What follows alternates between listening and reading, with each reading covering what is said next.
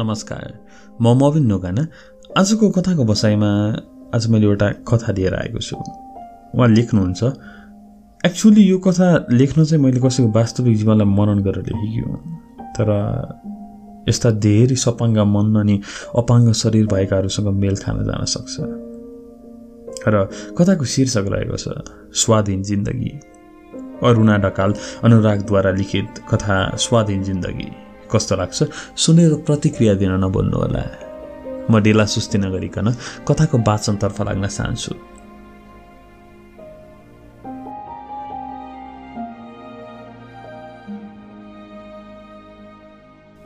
म र उनी एउटै शरीरका दुई आत्मा।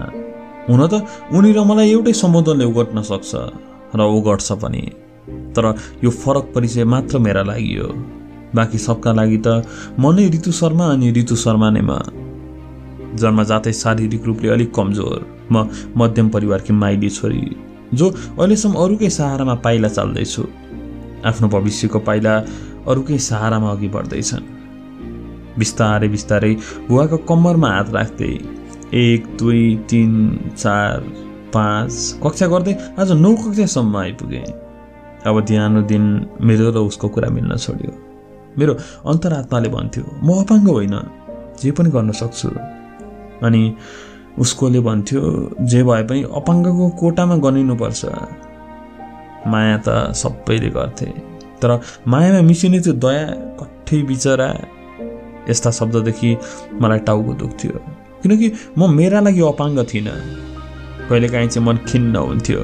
सबै साथीहरूले प्रार्थनामा गोडा चालेको देख्दा, पुरस्कार लिन मञ्चमा जाँदा कस्तो हुँदो है। स्कुलमा त साथीहरूसँग बोलिन्थ्यो, त्यति एक्लोपन महसुस हुँदैन थियो। तर घर पुगेपछि आमा बुवा आफ्नै धन्दामा व्यस्त। म मात्र खाटमा बसेर हेरिरहन्थेँ ती खुल्ला आकाशमा उडेका चराहरू। दिदी अनि बहिनी दुवैजना एसएलसी पास गरेर सहर पसिसकेका। मेरा खुट्टामा आफै कपडा पस्दैनन्। त्यही एक्लोपन महसुस हुन नदिन दिदीले अस्ति आएर ऋतु शर्मा नामको अनुहार पुस्तिका खोल्दै अनि मेरो फोटो पनि राख्थे र मलाई यसरी चलाउनुपर्छ। साथीहरू बन्ने प्रस्ताव पठाउने अनि पाउने ठाउँ यो हो। यहाँ सन्देश आदान प्रदान लगायत सबै कुरा सिकाए। बिस्तारै मोबाइलसँगको मित्रता प्रगाढ हुँदै गयो। अझ भनौँ त्यस पुस्तिकासँग बिहानै उठ्ने बित्तिकै हेर्थेँ एकचोटि। अनि स्कुलबाट आएर जानिसकेकाले आफ्नो प्रोफाइल पिक्चर परिवर्तन गरेँ। एउटा सानो राम्रो गुडियाको फोटो राखेँ। दिदीहरूसँग भिडियो कल गर्थेँ। काका दाईहरूसँग पनि दिनदिनै कुरा हुन थाल्यो। अब दिनहरू रमाइलोसँग बित्न थाले। स्कुलबाट कहिले घर जाउँ जस्तो लाग्न थाल्यो। एक दिन बिहानै चिया नास्ता गरेर विज्ञानको क्रियाकार्य गर्दै थिएँ। मोबाइलमा नोटिफिकेसन आयो। हातको कलम छोडेर मोबाइल समातेर हेरेँ। नयाँ फ्रेन्ड रिक्वेस्ट रहेछ। कस्तो, म पनि डाटा अन गरेर छोडेछु। सवाल पन्त अपरिचित मान्छेको रिक्वेस्ट थियो। वास्ता गर्दिन सोचेको थिएँ। फेरि आफै सोचेँ यदि कुनै काम थिएन र मलाई चिन्थेन भने किन रिक्वेस्ट पठाउँदो। सायद कुनै कामले नै होला। स्वीकारिदिएँ मैले त्यो रिक्वेस्ट। एकैछिनमा म्यासेज आयो, एक्सक्युज मी।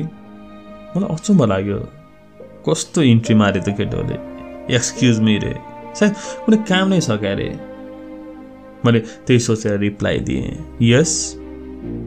त्यसपछि डाटा अफ गरिदिएँ। विज्ञानको गृहकार्य पनि त सक्नु थियो। किताब कपी मिलाइवरी बिस्तारै आफू पनि तयार भएँ स्कुल जानको लागि। तर अब घरबाट निस्किन त बुवा आइपुग्नुपर्छ। आफै जान सक्ने भयो त कति दगुर्दै जान्थ्यो होला है म पनि। बाहिर खाटमा बसेर त्यही अहिलेको समल पन्तको बारेमा सोचेँ। त्यसपछि के म्यासेज आयो होला सोच्दै बसिरहेको थिएँ। बुवा आइपुग्नु भयो बारीबाट। खाना पनि नखाइकन मलाई अबेर भयो सोचेर जाउँ हिँड भन्नुभयो। मनमा कुरा खेलाउँदै खेलाउँदै बुवाको कुममा समातेर म स्कुलसम्म पुगेँ। आज बिरामी भएर सँगै बस्ने सोनु आइनसे। एक्लै भए बेन्चमा ऊ भएकी भए एक न एक कुराले भुलाइरहन्थे। आज भुल्नै पाएन यो मन। तर भुलेन पनि कसरी भन्नु। घरिघरि मलाई एक्सक्युज मीले झस्काइरह्यो दिनभरि। 4 बज्यो, छुट्टी भयो, तर बुवा आउनु भएन। एउटा साथीले अलि पर स्कुलको गेटसम्म पुर्याइदियो, त्यही उभिराखेँ। अलि बेरपछि मम्मी हँस्याङ फस्याङ हुँदै आइपुग्नु भयो। घर आयौँ आमा छोरी बिस्तारै। आउँदै गर्दा मम्मीले सोधे, के भयो मम्मी, किन यति आत्तिँदै आउनुभएको? मम्मीले भन्नुभयो, तँलाई धेरै बेर कुर्नु पर्यो कि भनेर नि। आज घडी बिग्रिएछ घरको, ब्याट्री सक्यो होला। भर्खर 3 बज्दै थियो। अलि बेरमा तला घरकी काकीले पानी फर्काउने बेला भयो भनिन्। अनि पो झस्केको नि। तेरा बाख्रालाई घाँस लिन गएका आइपुगेनन्। अनि मै दगुरे। बाटो ओह्रालै थियो, चाँडै नि पुग्यो। गफले भुलिएर त्यस्तो लागेको हो कि। घर पुगेर कहिले मोबाइल चलाउँ भइरहेको थियो। खाजासाजा खाएर पहिलेकै पोजिसनमा बसे, खाटमा मोबाइल लिएर। डाटा खोल्न साथ सुरु भयो टुङटुङ। नयाँ मान्छे सबल पन्तको रिप्लाई आइसकेको रहेछ। के छ खबर? ठिकै छ, मैले रिप्लाई गरेँ। उसको खबर मलाई जरुरी नै थिएन, त्यसैले प्रति प्रश्न सोधिनँ। एकैछिनमा आयो मेसेज। त्यतिकैमा उसले सोध्दै गयो, मैले उत्तर दिँदै गएँ। अघिभन्दा अलि फरक अनुभव भयो। अघि जस्तो पुरै अपरिचित मान्छे लागिरहेको थियो, अलि त्यस्तो भान भएन। दिनहरू यसै गरी बित्न थाले, तर रात अलि फरक। जहिले 9 बजे खाना खाएपछि सुतेर निदाउन सक्ने मान्छे आजकल सुत्ने समय उही 9 बजे नै हो, तर निदाउने कतिखेर हो पत्तो हुन्न। किनकि सबर र म धेरै नजिकिसकेका थियौँ। उसको म्यासेज नआएको कुनै पनि दिन हुँदैन थियो, अनि मैले रिप्लाई नगरेको कुनै पनि म्यासेज हुँदैन थियो। यसरी मोबाइल, फेसबुक, सबल र उसको म्यासेजसँगै खुसी हुँदा कक्षा 9 पनि सकियो। परीक्षाका दिनहरूमा पनि म सबललाई समय छुट्याउँथेँ, तर पढाइलाई त्यति पछाडि पारिसकेको थिइनँ। नतिजा पहिले जस्तै जस्तै तर अलिक खस्किएको आयो। मेरो जीवनमा धेरथो प्रभाव त सबलले पनि पारेको रहेछ जस्तो लाग्न थाल्यो। साथीहरूसँगको आत्मीयता, सबलसँगको मित्रताले कक्षा 10 को कतिको रफ्तार अघि बढिरहेछ भन्ने पत्ते भएन। एक दिन सबलले म्यासेजमा मलाई प्रपोज गर्यो। सायद उसले धेरै सोच विचार गरेर यी 3 शब्दहरू टाइप गरेको हुनुपर्छ, किनकि 2-3 दिनदेखि तिमीले एउटा कुरा भन्नु छ भन्दै थियो। खास उसको एउटा कुरा आई लभ यु रहेछ। तर मैले एकछिन पनि विचार नगरिकन यस भनिदिएँ। जिन्दगीको पहिलो प्रेम प्रस्ताव थियो र पनि मैले एक रत्ती पनि सोचिनँ। त्यो पल मैले आफैलाई भुलेकी हुँदो। त्यसपछिका दिनहरूमा भिडियो कल हुन थाल्यो। अब म अनलाइन हुनु पनि जरुरी नै थिएन उसँग कुरा गर्न। एकअर्काको फोन नम्बर ती औँलाहरूलाई कन्ठस्थ थिए। उसलाई म कक्षा 10 मा पढ्दैछु भन्ने थाहा थियो। त्यो म आफैले भनेकी हुँ। त्यसैले धेरै बेर च्याटिङ गरेर कल गरेर समय बर्बाद नगर्न भन्थ्यो। म मान्थे पनि। बिस्तारै एसी नजिकिँदै गयो। आमा बुवा सरहरू सबै चिन्तित हुन्थ्यो मेरो विषयलाई लिएर, तर ममा त्यस्तो चिन्ताको भाव कहिले पनि आएन। मलाई हरेक पटक परीक्षामा विद्यालयले नै समय मिलाइदिन्थ्यो। मेरो लागि कुनै पनि विषयको परीक्षा समय सीमित हुँदैन थियो। अरूले जस्तो समयमै सकाउन मलाई धेरै गाह्रो पर्थ्यो। कलम स्वरूप हतियार लिएर हामी आइरन गेट पार गर्न जाँदै थियौँ। मेरा खुट्टाहरूले त अरूको साथ छोड्ने कुरै भएन। त्यसैले घरमा मेरा लागि को साथी जाने सल्लाह हुँदै थियो। त्यतिकैमा बुवा खुसी हुँदै आउनुभयो र सुनाउनु भयो हामीलाई खुसीको खबर। ऋतु हेर, पारीको गाउँको पवन सरले भन्नुभएको, तैँले आमा म जस्तो अनपढलाई डोर्याउन साथी लानु पर्दैन अरे। तेरा लागि परीक्षा कक्षाभित्रै लेखिदिने साथी लान मिल्छ अरे। म त छक्क पनि पुराका पुरा 3 छक्कै पो परे त। अनि बा परीक्षाको दिन साथी चाहिँ को लाने? मैले भर्खरै कुरो छिनिरहेको छु। पवन सरकी छोरी चिन्ने, प्रकृति नानी। त चिन्दिनस् हो, उही नानीलाई भनिदिनु भएको छ अरे। यति भएपछि त पुगिगयो नि मलाई। म एकदमै खुसी भएँ। तर सबै कुरा सेयर गर्ने गरे कि मैले सबललाई यो कुरा भन्ने आँट नै गर्न सकिनँ। कक्षा 9 को वार्षिक परीक्षा दिएर बसेको प्रकृति र म मेरा लागि आइरन गेट पार गर्न घरबाट हिँड्यौँ। टाढा थियो एसीको सेन्टर। त्यही डेरामा बस्ने गरी किताब कापी कपडा 10 दिनको लागि चाहिने सबै सामान लिएर गएका थियौँ। प्रकृति र मेरो लागि एउटै रुम थियो। हामी बसेको घरमा बस्ने अरू साथीहरू पनि थिए। उनीहरूसँगै महत्त्वपूर्ण विषयहरू सोधेर मलाई र उसलाई पढ्ने कुराहरू विभाजन गर्थे प्रकृति। म वर्षभरि कक्षा 10 मा पढेकी मान्छेलाई त थाहा छैन, बिचरा उसलाई एक रात पढेकी कसरी आओस्। तर पनि प्रयास नगरेकी होइन। उसले दिनभरि उसको हातमा किताब कापी कलम टुट्दैन थियो। राति मैले थाहा पाउन्जेलसम्म पढिराखेकै हुन्थे। उसको र उसका बाबाको निस्वार्थ त्यागका लागि म जिन्दगीभरि आभारी हुनेछु भन्दै पटक पटक यो मनमा सोच्थेँ। मैले आजसम्म कसैलाई पनि मेरो जिन्दगीमा थपेको नयाँ मान्छेको बारेमा भनेकी थिएन, किन प्रकृतिलाई भन्न मन लाग्यो। सायद उसको त्यही शालीनता, मिठो बोली, मायालु पलले मलाई आकर्षित गरेको होला। प्रकृतिलाई ठ्याक्कै भन्ने सुरुमा थिएँ। सबलको फोन आयो। उठाएर धेरै बेर नै कुरा गऱ्यौँ। प्रकृति पढिरहेकी थिए। फोनमा कुरा सकियो लगतै मैले प्रकृतिलाई सबलको बारेमा सबै कुरा सुनाएँ। आश्चर्य भरिको उसको अनुहारमा धेरै प्रश्नहरू थिए, तर उसले मात्र एउटा सोधी, अनि तिम्रो अवस्थाको बारेमा? म स्तब्ध भएँ। बोल्नका लागि जिब्रो समक्ष कुनै पनि आवाजहरू आएन।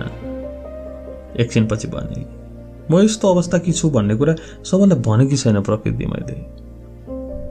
अनि उसले मलाई सम्झाए, हेर तिमीले उसलाई समय कटाउनका लागि मात्रै पक्कै पनि माया गरेकी होइन होला, र उसले पनि। तिमीहरू बीचमा यति समझदारी थियो, कक्षा 9बाट नै भने तिमीसँग जोडिएको यत्रो ठुलो कुरा कसरी लुकाउन सक्छौ? तिमी अनि तिम्रो परिवारले हमेसा हरेस नखाई यहाँसम्म आइपुगेकी छौ। अब फेरि चोट सुहाउन पर्यो भने मजा आउँदैन। त्यसैले सबै कुरा सबरलाई भनिदेऊ। उसका यी कुराहरूले मभित्रको दुईटा मन झगडा गर्न थाल्यो। एउटाले भन्छ म पो अपाङ्ग छु त, मेरो मन अनि माया त अपाङ्ग छैन नि। सँगै अर्को मनले भन्छ जे भए पनि अपाङ्ग अपाङ्गै हुन्छ, र उसको मायाले जो कसैको मन नजित्न पनि सक्छ। म भित्रभित्रै भइरहेको यो शीत युद्ध अब धेरै बेर खप्न सक्दिनँ सोचेर मैले सबैलाई मेरो बारेमा भन्ने सुरु गरेकी थिएँ। फेसबुक चलाउने मोबाइल घरमै छोडेर आएकी थिएँ र कल गरेँ। कल लागेन उसकोमा, साँझतिर पनि लागेन। मेसेज पठाउन सोध्छु, मेसेज पनि जाँदैन। कतै मेरो बारेमा सबैलाई सबै कुरा त थाहा भएन, तर कसरी थाहा होस्? म बाहेक मेरो कुरा थाहा दिने स्रोत के छ र को छ र? परीक्षाको अन्तिम दिन मैले ठिक लगाइदिएको जति पढ है भनेर प्रकृति बाहिर गई। हामी परीक्षा दिँदै थियौँ। मैले भन्नुपर्ने र जे भन्छु त्यो उसले लेखिदिने हो खासमा नियम, तर मैले भन्दा उसले धेरै बढी जाने कि मैले भन्नुपर्ने जरुरत नै थिएन। परीक्षा सकाएर फर्किँदा मेरी आमा मलाई लिन आइसक्नु भएछ। प्रकृतिका बाबा अलि बेरमा आइपुग्नु भयो। खानासाना खाएर घरबेटीसँग बिदा माग्यो अरे प्रकृति र उसको बाबाको अविस्मरणीय सहयोगको सराहना गर्दै हामी छुट्यौँ। मलाई सबलसँग कुरा गर्नु थियो, उसँग सवाल जवाफ गर्नु थियो। घर पुग्यौँ। एक्कासी अँगालो हाल्दै दिदी आइपुगे। मलाई थाहा नै नदिकन आएकी रहेछ। मैले 10 वर्षको लामो यात्राको एउटा खुड्किला पार गर्न फर्किएकाले सबैजना खुसी देखिन्थे, तर मलाई कता कता खल्लो लागिरहेको थियो। जानासाथ म स्क्रिन टच मोबाइलको खोजीमा लागेँ, तर भेटिन राखेको ठाउँमा। आमाबुवाले चलाउनु त कुरै भएन। ठुलै कुरा गुमाएको जस्तो यो अनुहार देखेर दिदीले फिल्मी पोज दिँदै ढोकामा उभिएर भने, क्या हुआ, कुछ बडे माल खया क्या? उसले लुकाइदिएकी रहेछ भन्ने मैले थाहा पाइहालेँ। एकछिनमा दिई मलाई मोबाइल अनि मेरै आडमा आएर बसिराखी खुब जासुस गरिरहेको थिएँ। मलाई रिस उठ्यो अनि मोबाइल बोकेर टोयलेटतिर लागेँ र त्यहाँ गएर मेसेन्जर खोलेँ। सबलपन्त च्याट लिस्ट पल्टाएँ, तर अनौठो कुरा देखेँ मैले। This person is unavailable on Messenger. मलाई अचम्म लाग्यो। तर सार्दै गए कुराकानी। मसँगको होइन, दिदीसँगको। दिदीले मेरो शारीरिक अवस्थाको बारेमा सबै कुरा भन्दैछ सबललाई। नजिनेको मान्छेसँग त्यति धेरै नजिक भएर आफूभित्रको गहिरो सत्य लुकाएर उसका सपनामाथि पनि किन खेलवाड गर्ने? उसको सपाङ्ग जीवनलाई तेरो अपाङ्ग स्वरूपले किन बिउताइदिने? दिदीका यी शब्दहरूले मेरा आँखाबाट अलिअलि गरेर तलर पदार्थ निस्किन थाले। कसैले पनि मलाई हेरेन जसरी एउटा पुरुषले महिलालाई हेर्छ। सधैँ एक अर्कामा झगडा गर्ने मभित्रका दुईटा मन पनि आज अङ्गालो हाल्न रोइरहेछन् जस्तो भान भयो। त्यसैले टोलाइरहेछु अतीतका ती दिनहरू सम्झेर। मलाई भुलाउन फेसबुक खोलिदिएको दिदी आज मलाई सम्झाउन अर्को नयाँ उपहार लिएर आइछ। नवराज पराजुली दाइको रचना मलाई सुनाउन थाली च्याउ शीर्षकको कविता। मेरै लागि लेखेको जस्तो लाग्यो। केही छैन मसँग त्यस्तो जसलाई हेरेर कसैले वाह गर्न सकोस् र कोही रहेनछ यहाँ त्यस्तो जो देखिने देखि बाहेकसँग विवाह गर्न सकोस्। कोही रहेनछ यहाँ त्यस्तो जो हिँड्ने जिउको लम्बाइ र बस्ने जिउको चौडाइ नहेरी विवाह गर्न सकोस्। यसरी सपाङ्ग मन अनि अपाङ्ग शरीर भएकी ऋतुको कथा यही अन्त्य हुन्छ। कथा स्वाधीन जिन्दगी अरुणा ढकाल अनुरागद्वारा लिखित कथा हो। कस्तो लाग्यो सुनेर प्रतिक्रिया दिन नभुल्नुहोला। अन्तिममा अरुणा ढकाल अनुरागजीलाई कथा र मेरो तर्फबाट मुरी मुरी धन्यवाद। यदि तपाईहरु पनि कथाहरू लेख्नुहुन्छ भने हाम्रो कथा 185@gmail.com पठाउन सक्नुहुन्छ। यदि तपाईका जिन्दगीका भोगाइ छन् भने हामी कथामा कथाहरू श्रृङ्खलाहरू लिएर आउँदैछौँ, त्यस श्रृङ्खलामा समावेश गर्नेछौँ। यदि तपाईका जिन्दगीका भोगाइहरू छन् भने पनि हाम्रो कथा 185@gmail.com मा मेल गर्न सक्नुहुन्छ। र आजको बसाइबाट म प्रस्तुता मोबिन ढुङ्गाना पनि बिदा हुने बेला आइसकेको छ। यदि तपाईले कथाको युट्युब च्यानललाई सब्स्क्राइब गर्नुभएको छैन भने आजै सब्स्क्राइब गरेर नजिकैको बेल आइकनलाई दबाउन सक्नुहुन्छ। यदि कथाका प्रस्तुति कथाहरू मन पर्छन् भने लाइक शेयर कमेन्ट गर्न नभुल्नुहोला। आजको बसाइबाट म मोबिन ढुङ्गाना पनि बिदा हुन चाहे। नमस्कार।